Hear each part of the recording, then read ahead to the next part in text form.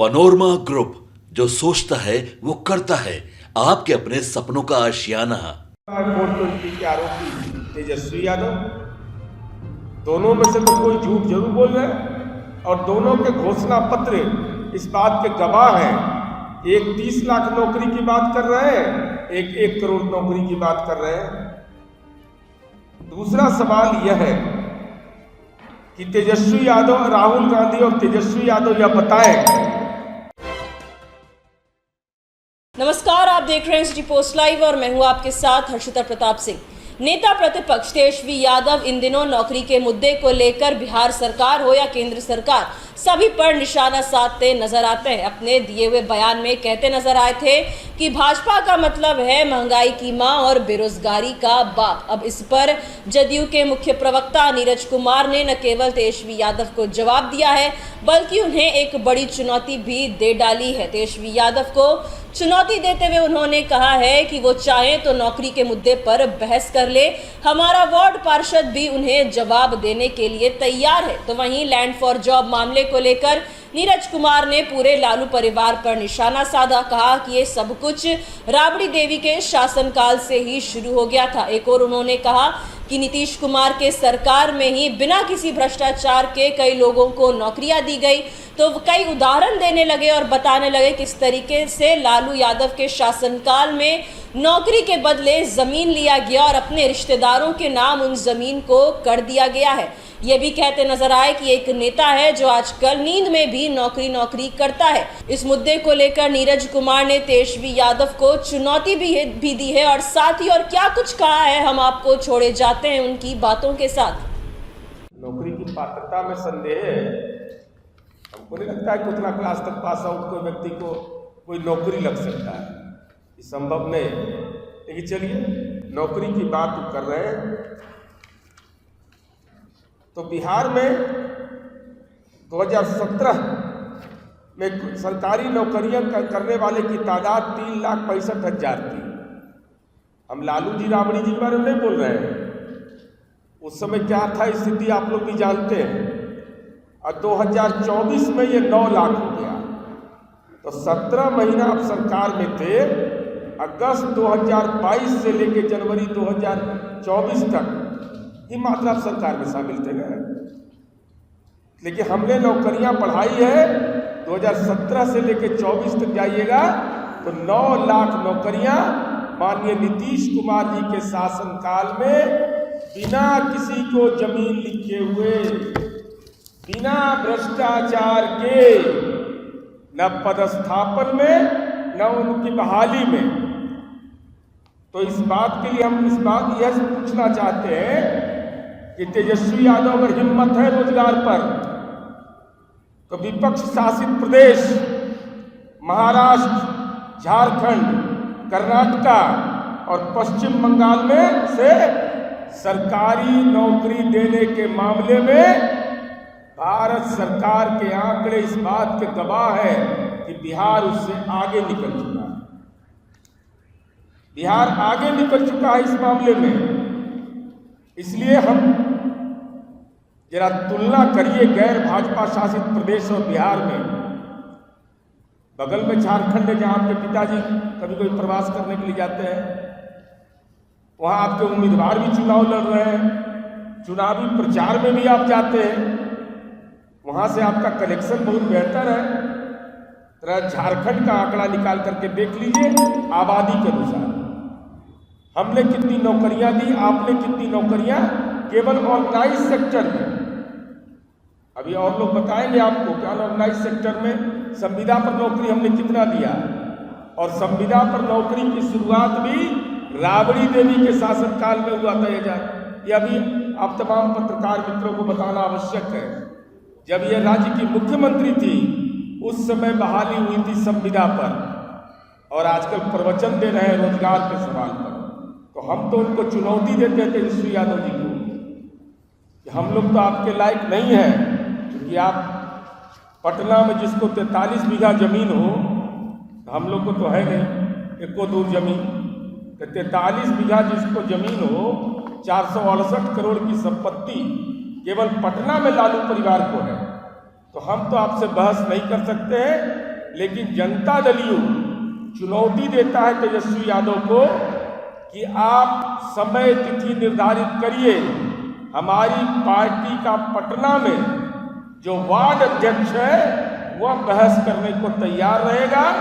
आप समय और तिथि तय करिए कि माननीय नीतीश कुमार जी के शासनकाल में सरकारी नौकरियां देश के गैर भाजपा शासित प्रदेश से कैसे बेहतर स्थिति में हमने दिया है। और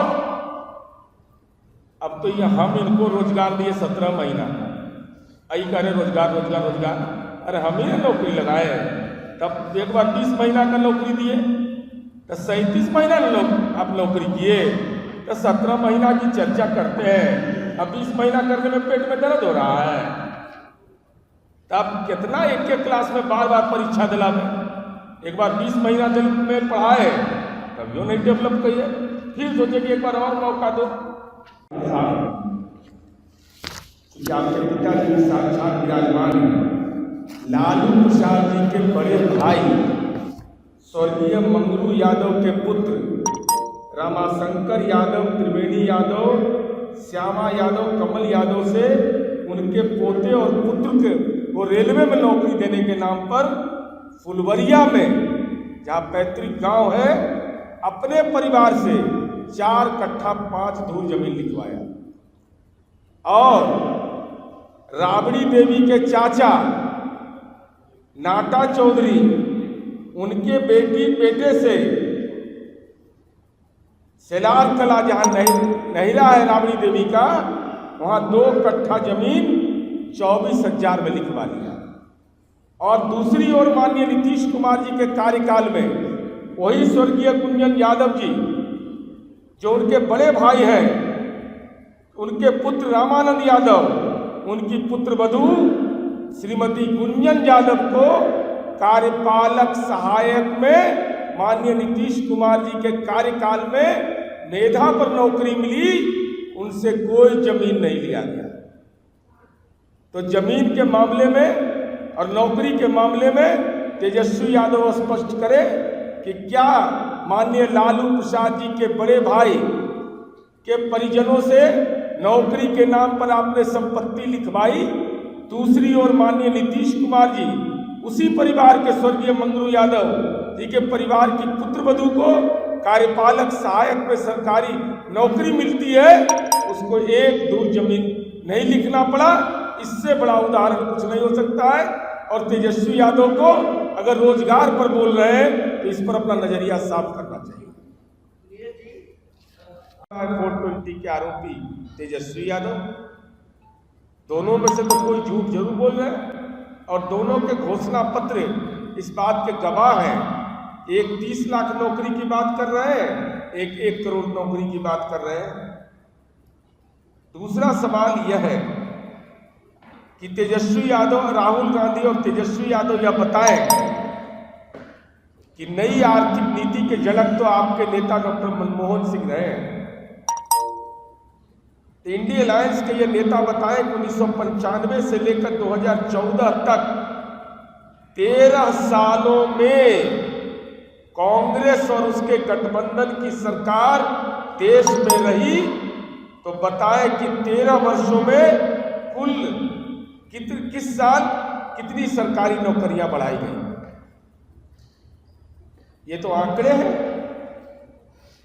ये तो कोई छिपाया नहीं जा सकता है। 13 वर्ष में आपके कार्यकाल के दौरान फुलवरिया है लालू जी का गांव, वहां स्वर्गीय मंगरू यादव के परिवार से पोते और पुत्र को नौकरी मिला।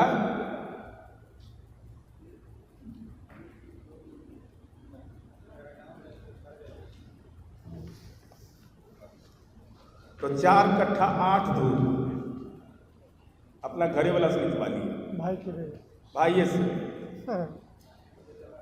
राबड़ी देवी काहे पीछे रहती? उन्होंने अपने चाचा नाटा चौधरी के बेटा के जमीन से जमीन लिखवा लिया, नौकरी उसको भी मिला। 2 कट्ठा जमीन 24,000 में लिखवा लिया। नहिरा में कोई महिला जमीन नहीं लिखवाती है, वो रिकॉर्ड भी यही कायम है।